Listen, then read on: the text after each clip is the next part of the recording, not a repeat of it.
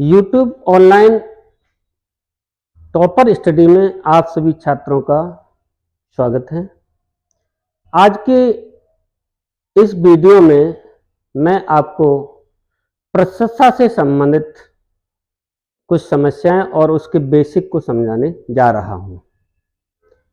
आप थोड़ा ध्यानपूर्वक सुने और समझें। बिल्कुल सीधी भाषा बताऊंगा, उस पर फोकस दें। पहले प्रतिशत का मतलब क्या है? प्रतिशत।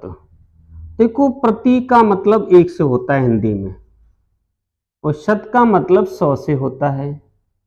शत का मतलब किस 100 से?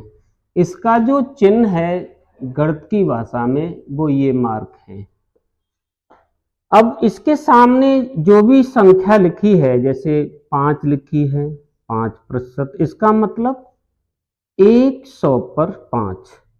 इसको यदि मैं भिन्न के रूप में कन्वर्सन करूं तो ये 5/100 हो जाएगा। अगर इसी को फिर काटूं तो 1/20 हो जाएगा। इसी को यदि मैं दशमलव भिन्न में बदलूं, किसमें? दशमलव भिन्न में बदलूं तो कुछ नहीं, बिल्कुल सीधा है। यहां मैंने वो काट के भिन्न का रूप बनाया, यहां सीधा मुझे 5/100 में इस 100 को काटने के लिए 0.2 स्थान ऊपर चढ़ाना था। ये आपका दशमलव भिन्न बन गया। यानी कि आप कोई भी परसेंटेज दे रखा है उसे भिन्न में भी कन्वर्सन कर सकते हैं और दशमलव भिन्न में भी बदल सकते हैं। अब इसका उल्टा भी आप कर सकते हैं। अगर तुम्हें कोई भिन्न दे रखी है, जैसे 3/5 दी है, तो मुझसे प्रश्न करें कि इस भिन्न का क्या परसेंटेज बनेगा, तो आप इसमें सीधा 100 का गुणा करें तो ये परसेंटेज में कन्वर्सन हो जाएगी। किसमें हो जाएगी? परसेंटेज में कन्वर्सन हो जाएगी। और यदि भिन्न वही आपकी भिन्न दशमलव भिन्न में दे रखी है, उसमें भी आप 100 का गुणा कर दीजिए। जैसे कि अब तुम्हारा दशमलव भिन्न में कोई भिन्न दी है, जैसे 0.35। अब इसको किस में बदलना है? प्रतिशत में। तो इसको भी आप परसेंट में बदल सकते हैं। इसमें 100 का सीधा गुणा कर सकते हैं और गुणा करके आपका ये 35% हो जाएगा। ठीक है ना? कहने का मतलब एक परसेंटेज को भिन्न में बदलना, दशमलव भिन्न में बदलना, उधर भिन्न को फिर दोबारा से परसेंटेज में बदलना, या दशमलव भिन्न को आपको परसेंटेज में बदलना। ये नॉर्मली बिल्कुल सीधी बात है। प्रतिशत का मतलब ये होता है। अब देखिए, इसमें साधारण प्रश्न कई तरह के हो सकते हैं। जैसे कि प्रश्न में ऐसा हो सकता है कि एक कोई वस्तु है, उसकी कीमत मान लीजिए 240 रुपये है। क्या है? अब 240 रुपये किसी वस्तु की कीमत है। अगर मान लीजिए मैं आपसे पूछता हूं कि इसका 60% ज्ञात कीजिए, अरे भाई 100 पर 60 चाहिए और ये 240 पर फिर पूछ रहा है, तो इसका मतलब क्या हुआ कि 240 इंटू 60/100, ये 100 पर 60 था। काटेंगे, काट के जो भी आंसर आने वाला है वो आपका ये 240 पर वैल्यू आ जाएगी 60%। ठीक है ना? ये 144, ये 60% किसका निकल आया? 240 का। अब प्रश्न उल्टा भी कर सकता है। उल्टा, क्योंकि प्रश्न आपको जो परीक्षक है वो किधर से भी किधर को ले जाया जा सकता है। अब प्रश्न में आपसे इसे उल्टा करने का मतलब यह है कि वो कहता है परीक्षक की 2 से 40 का कौन सा परसेंट, का कौन सा प्रतिशत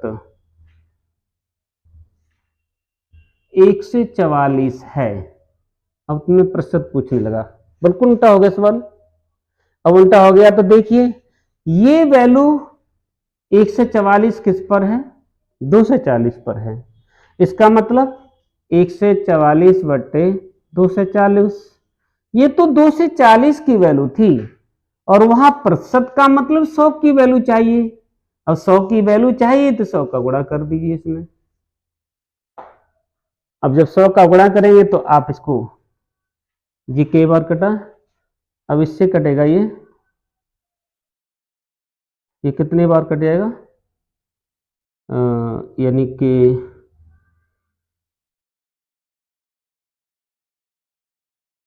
पहले इसको काट दीजिए, 24 छिक्का 6 बार कट गया, 6 का या गुणा करिए, 60% वैल्यू आ गई, ठीक है ना। यानी कि 240 का 144 जो थी वो 60% के बराबर आ गई। अब ये सिंपल क्वेश्चन है, अभी प्रश्न आपसे और भी कर सकता है, ढेर सारे प्रश्न बन सकते हैं। देखो जैसे अब प्रश्न में लिखता है कि 450 का x%, वही सवाल आ गया, बराबर 54 है, जो मैं पहले लैंग्वेज में लिख रहा था, अब जो उसने डायरेक्ट सवाल के रूप में मान लीजिए बना दिया फिर दोबारा से मैंने। तो अब इसमें तुम्हें x की वैल्यू पूछ सकता है, यानी भाई परसेंटेज पूछ रहा है, तो मेरे हिसाब से क्या है, अरे भाई ये x% कुछ न कुछ था। अब ये मैं डायरेक्ट सवाल को जब करने जाऊं तो ये जो 2 से वो 54 जो वैल्यू है वो 450 की है, 450 पे 54 है तो परसेंटेज वैल्यू चाहिए, तो x की वैल्यू लिख लेगी। और किताबों में क्या लिखा होता है, किताबों में इस रूप में लिखेगा कि 450 इंटू x/100 बराबर में 54, ये किताब की लैंग्वेज है, ठीक है ना।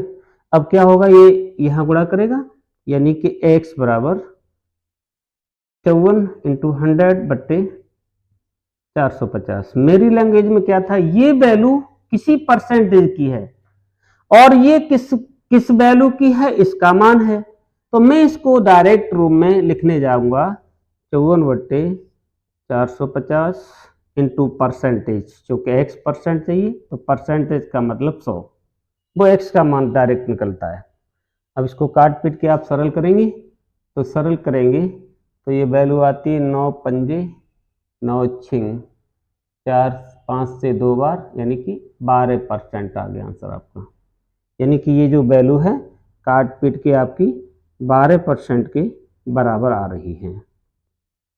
यानी कि आप दोनों ही विधि से कर सकते हैं, कोई बात नहीं, ये गणित की लैंग्वेज है, सीधा लैंग्वेज है ये भी। और अगर तुम चाहते हो कि हम सीधा और कर रहे हैं, ये एक्स के चक्कर में नहीं पड़ रहे, तो आप ऐसे भी कर सकते हैं, ठीक है ना।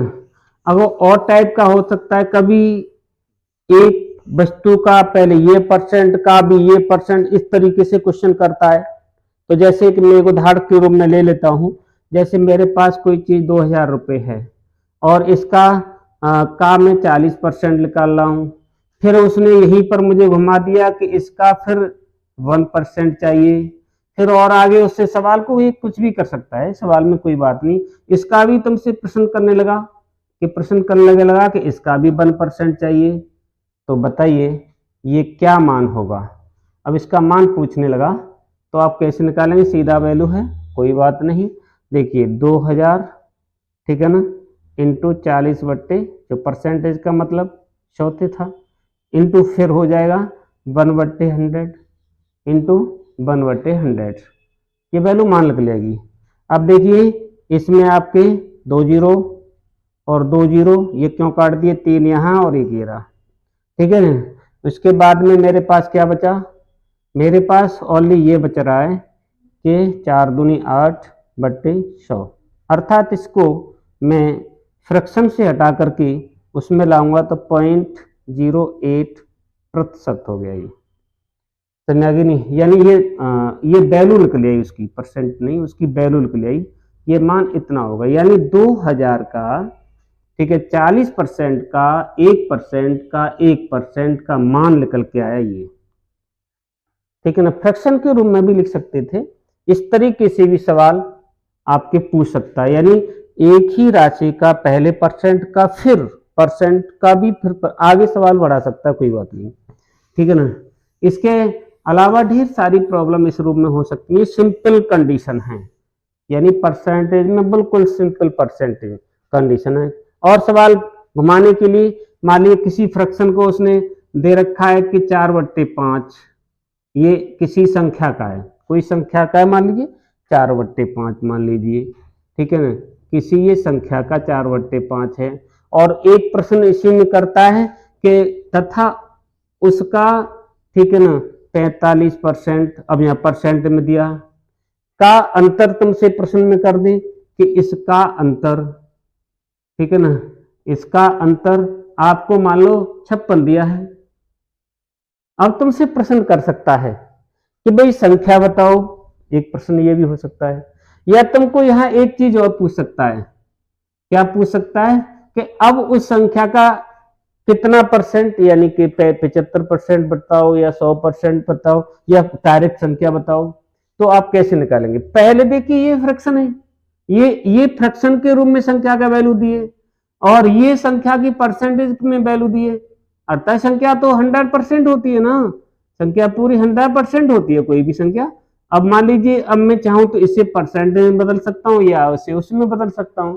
अब मैं इसको परसेंटेज में मान लीजिए बदलने गया तो इसमें मुझे 100 का गुणा करना पड़ेगा। जब 100 का गुणा करना पड़ेगा तो ये 80% हो गया और वो 45% हो गया, और अब तो मुझे दोनों परसेंट में वैल्यू हो गई, और इन दोनों परसेंटेज का ही तो अंतर यहां दिया है, तो यहां मैं दोनों का परसेंटेज घटा सकता हूं। अगर मैं इन दोनों का परसेंटेज घटा रहा हूं तो ये 35% दिया है। क्या है? ये 35% का ही तो अंतर ये है, अर्थात ये 35% की वैल्यू है।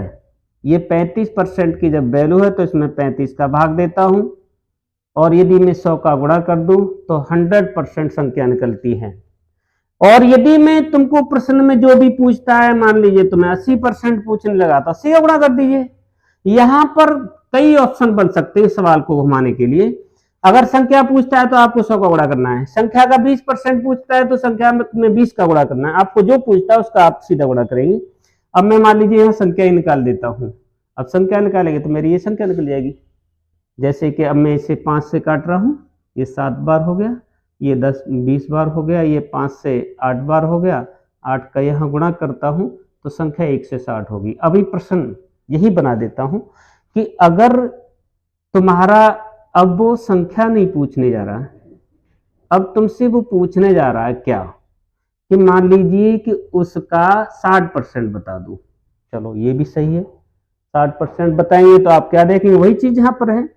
भाई पहले से वही 5 से काट दीजिए, 7 बार कटने वाला है, ये 5 से 12 बार कटने वाला है, ये 7 से 8 बार कटने वाला है, तो 12 और 8 का गुणा करेंगे, 12 × 96 निकल आया, अर्थात उस संख्या का 60% ये आ गया, या कंप्लीट संख्या ये हो गई। अब आपको यहाँ किसी तरीके से सवाल को घुमा सकता, आप निकाल सकते हैं, ठीक है। इसके अतिरिक्त कई टाइप के परसेंटेज सवाल होते हैं। दूसरा एक भी मैं आपको बताने जा रहा हूं कि जितने भी चैप्टर हैं हर चैप्टर में परसेंटेज आ जाती है। एनीडी कोई भी चैप्टर हो, आप पढ़ रहे हैं, वहां पर मान लीजिए काम समय और चाल समय पढ़ रहे हैं, वहां पर भी परसेंटेज आ जाता है। परसेंटेज आप ये मान के चलिए कि हर सब्जेक्ट में इसका जुड़ाव रहता है और उसको आपको बारीकी से समझना होता है। अब प्रश्न में जैसे दूसरा आधार है कि दो संख्याओं का, मान लीजिए आपको दो संख्या ए एंड बी है, अब ये ए और बी है, हो सकता है कि दोनों संख्याओं का तुम्हें अंतर दे, हो सकता है कि दोनों संख्याओं का जोड़ दे। मान लीजिए मैं पहला बताता हूं, दोनों संख्याओं का जोड़ है 1508 मान लिया, चलो मैंने संख्या मान ली 1508 नॉर्मली। अब भाई न तो मुझे संख्या ये पता न संख्या ये पता, लेकिन क्या दिया है कि इसमें एक रिलेशन जरूर देगा, कोई न कोई रिलेशन देगा, उस रिलेशन को समझना है। वो कहेगा कि पहली संख्या का मान लीजिए 25%, यानी ए का, पहली संख्या का मतलब ए का 25%, ठीक है ना।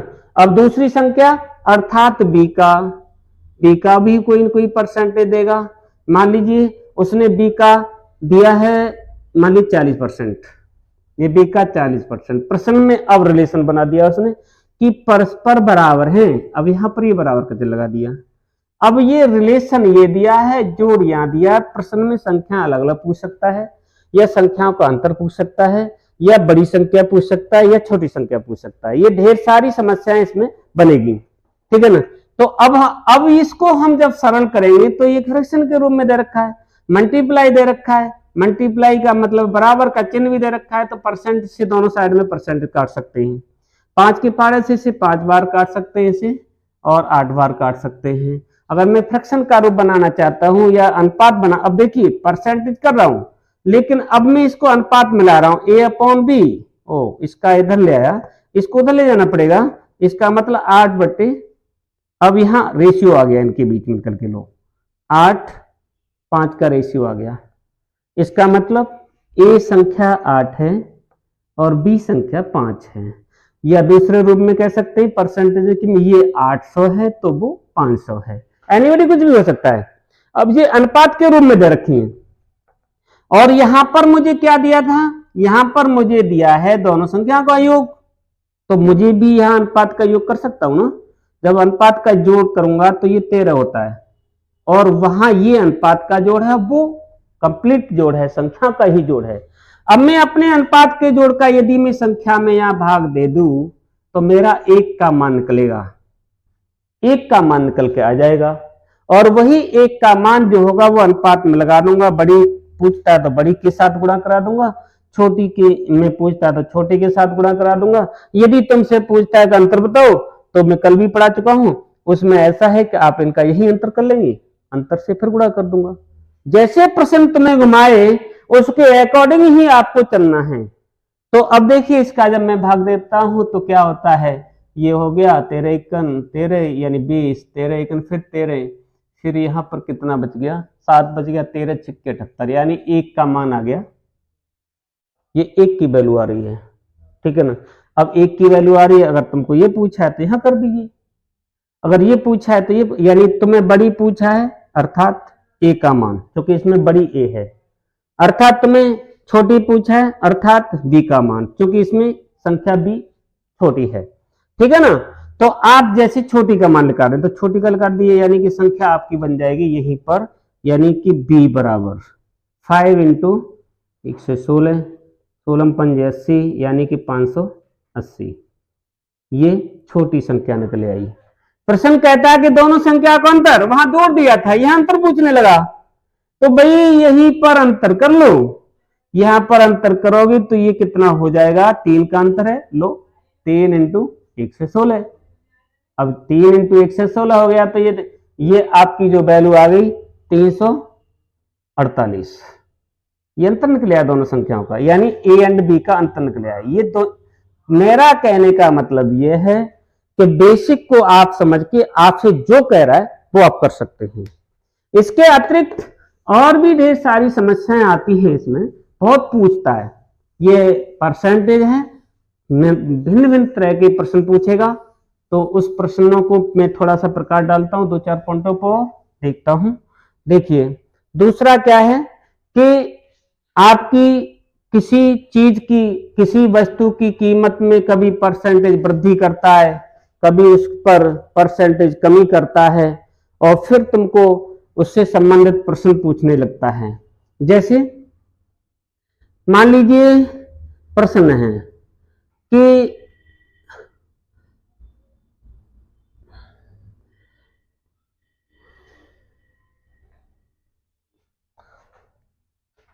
यानी कि 600 रुपए में पहले जितनी चीनी आती थी, चीनी, मैंने चीनी मान लिया, सवाल डेवलप कर रहा हूं, उसको समझने का प्रयास करें, ठीक है ना। अब क्या हुआ, उसकी कीमत में 25% की कमी हो गई। क्या हुआ भाई, 25% की कमी हो गई। जब 25% की कमी हो गई तो भाई स्वाभाविक है कि पैसे बचेंगे, रुपए बचत हो गई। लेकिन क्या हुआ, दुकानदार ने क्या किया, दुकानदार ने उसके बदले चीनी बढ़ा के दे दी।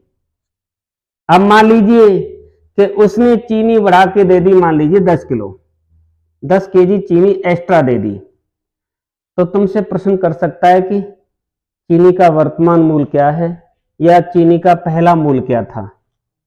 तो सुनिए भाई, 100 पर क्या रुपए की कमी हो रही है, 25 रुपए की, तो भाई 600 पर कितने रुपए की कमी हो जाएगी, सीधा है 100 पर जब 25 की कमी तो 600 पर 150 रुपए की, अर्थात 150 रुपए बचत हो गई। अब 150 रुपए की बचत के कारण क्या हुआ, दुकानदार ने आपको 10 किलो चीनी एक्स्ट्रा दे दी। अब 10 किलो चीनी जब एक्स्ट्रा दे दी तो 1 किलो चीनी का मूल्य कितना हो गया? लो 15 रुपये केजी। ये इस समय का मूल्य कम होने के बाद का। लेकिन प्रश्न में तुमसे और भी घुमा सकता है कि बताइए कि चीनी का प्रारंभिक मूल्य क्या था। अब ये तो मैंने ये वर्तमान मूल्य निकाला, कमी होने के बाद मूल्य निकाला, अब तुमसे प्रारंभिक मूल्य पूछ सकता है। भाई अगर तुम्हें वो प्रारंभिक मूल्य पूछने लगे तो सुनिए, पहले प्रारंभिक मूल्य 100% था, लेकिन 25% कम होने के बाद ये कितना रह गया? 75% रह गया। अब ये 75% का मूल्य था, कौन से वाला? ये वाला जो मेरा 15 रुपए केजी निकल के आया था।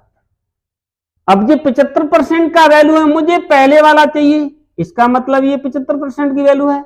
मैं इसमें 75 का भाग दूं, 100 का गुणा कर दूं, लो पहले पे पहुंचा दिया, सीधा हो गया। अब देखिए इसे काटिए, ठीक है ना, ये 20 रुपए, यानी पहले उसका जो मूल्य था वो 20 रुपए था। तो कहने का मेरा मतलब यह है कि कोई भी प्रश्न में आपको जैसे घुमाए आप उसको समझने का प्रयास करिए। अभी मैंने तुमको प्रश्न के रूप में बताया कि 600 किलो में जितना चीनी आ रही थी उसकी कीमत में 25% की कमी हो गई, लेकिन दुकानदार ने क्या किया कि आपको 10 केजी चीनी बढ़ा के दे दी। इसका मतलब यह है कि जो रुपए बच रहे थे उसकी उसने चीनी दे दी। अब यहां पर देखिए ये परसेंटेज का मतलब क्या था कि 100 रुपए पर 25 रुपए की बचत हो रही थी।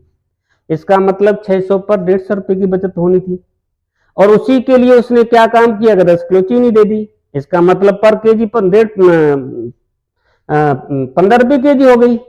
अब ये तो 25% कम होने के बाद की मूल्य है, लेकिन तुमसे प्रश्न कहता है कि प्रारंभिक मूल्य क्या था। तो उसके लिए सुनिए, प्रारंभिक मूल्य जो था वो 100% था, क्योंकि उसी में तो 25% की कमी हुई थी, तब वो 75% के बराबर है गया था।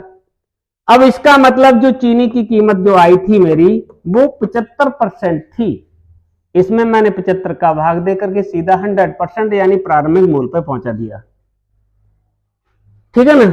अब देखिए इसको और भी तरह से घुमा सकता, आप इसको समझेंगे।